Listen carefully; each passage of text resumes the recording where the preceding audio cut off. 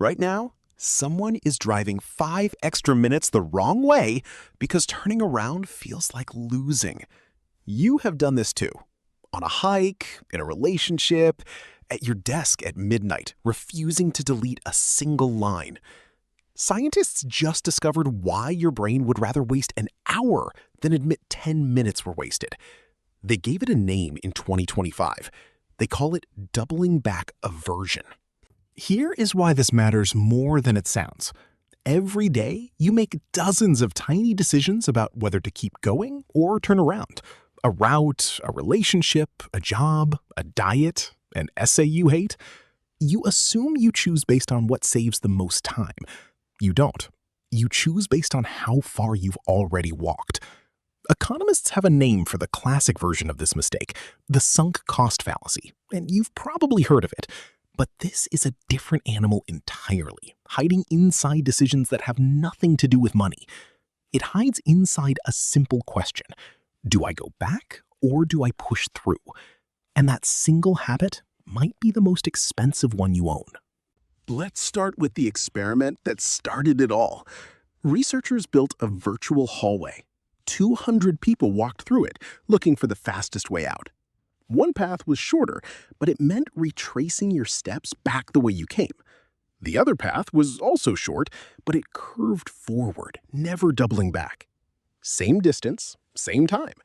Only one of them made you visibly admit you'd gone the wrong way. When the shortcut meant retracing steps, only 42% of people took it. When the exact same shortcut curved forward instead, 69% took it. Same seconds saved, a 27-point gap in behavior. But what nobody expected is that most participants, when asked afterward, insisted they had picked the faster route on purpose. So the researchers pushed further into a task with nothing to do with walking at all. 400 people were given a boring word puzzle. Halfway through, they were offered an easier version that would finish the job faster. For half the group, switching was described as continuing their progress. For the other half, the exact same switch was described as starting over. When it felt like progress, 75% of people switched immediately. When it felt like starting over, only 25% did, even though it was the identical task saving the identical time. People weren't protecting their time. They were protecting the story that their past effort hadn't been wasted. But what nobody expected is that the illusion of starting over was strong enough to override a decision people admitted out loud made no logical sense. This is where it gets uncomfortable, because doubling back aversion doesn't stay inside a lab. Think about the last time you sat in traffic caused by your own wrong turn and kept driving forward instead of circling back, because circling back felt like defeat. Think about a relationship you stayed in 2 extra years, not because it was working, but because leaving would mean the first 3 years counted for nothing. Think about a business plan, a college major, a house renovation, where turning back was obviously cheaper, and you kept going anyway. Think about the book you're still forcing yourself through at page 200, purely because you already survived the first 190.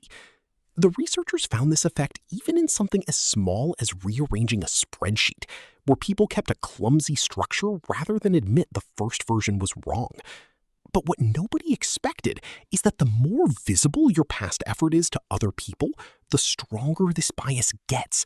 Meaning, we don't just lie to ourselves, we perform commitment for an audience that usually isn't even watching. Here's the twist that makes this more than just a cute psychology fact. The researchers compared this directly to that sunk cost fallacy we mentioned earlier and found the two are not the same animal at all. Sunk cost makes you keep pursuing a goal you should abandon completely, like a movie you should have walked out of an hour ago. Doubling back aversion is sneakier and arguably more common. You still want the same goal. You still want to arrive at the exact same destination. You just refuse to use the fastest road to get there, purely because that road requires walking backward first. It's not that you won't quit. It's that you'd rather succeed the slow, wasteful way than succeed the efficient way that admits a mistake happened at all. But what nobody expected is that this bias barely responds to intelligence, expertise, or how much time is actually at stake. Executives making six-figure decisions fell for it at nearly the same rate as students solving a word game for course credit. And even when researchers explained the bias in advance, people still fell for it minutes later. And here is the detail that should genuinely stop you. In the hallway experiment, 57% of people chose the objectively longer path purely to avoid retracing a handful of steps they had already taken. 57% of a random sample of adults walked further on purpose to protect a feeling. Not because the shorter path was risky, not because it was confusing, just because it looked for a few seconds like defeat. Multiply that single decision across a lifetime of careers, relationships, unfinished projects, and unread books you refuse to abandon at page 200, and you start to see it. 10 extra minutes here, 2 wasted years there, a whole career built on top of one wrong turn nobody wanted to admit out loud. This isn't a quirky glitch. It's quietly one of the most expensive habits the human mind runs, costing people time the same way a slow leak costs a tire air, and almost nobody has ever heard its name. So the next time you feel that specific tightness in your chest at the idea of turning around, pause for 1 second and ask yourself what you're actually protecting. It's rarely your time. It's almost always your story, the version of events where every hour you spent already meant something. Once you can name that feeling, it starts to lose some of its grip on you, and the next wrong turn gets a little easier to admit. What's one path you're still walking today only because turning back would mean admitting you took a wrong turn? Tell us in the comments below. We genuinely want to know.